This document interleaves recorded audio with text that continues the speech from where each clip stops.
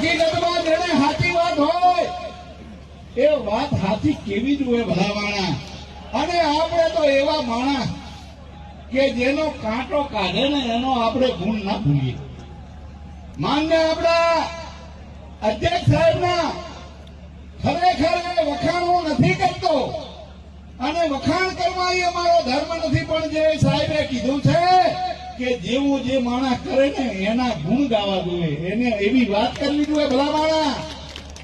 કાંઈ હું થરાદની સભામાં પણ બોલ્યો હતો ત્યાં સમય મિલનમાં કે જે કમિટમેન્ટ આપ્યું હોય ને એના કરતા વિશેષ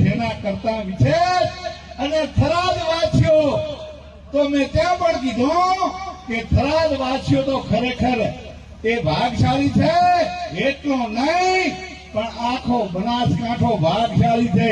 અને ભેરો પાટણ જિલ્લો અમારો પાડો તાળી. હકીકતમાં આ તો વધારે સમય મને કે 2 મિનિટ બોલજો નકે મેં કીધું મારે શું બોલું શું આપતો, કેમ કે હું પાડોશમાં છું, પાડોશી પરમેશ્વર. ખરેખર અમારે પણ કામ થાય છે. તમે અહીંયા બધે જોયું હશે એ આ અતિવૃષ્ટિથી એમાં અમે બધા દોડીને ક્યાં જઈએ એ બધા તમે જાણો છો.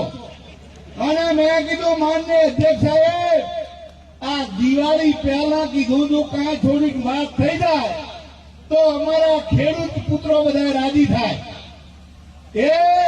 એ દિવાળી પહેલા 947 કરોડ રૂપિયા આખું પેકેજ જાહેર કરાયું ભલામણ.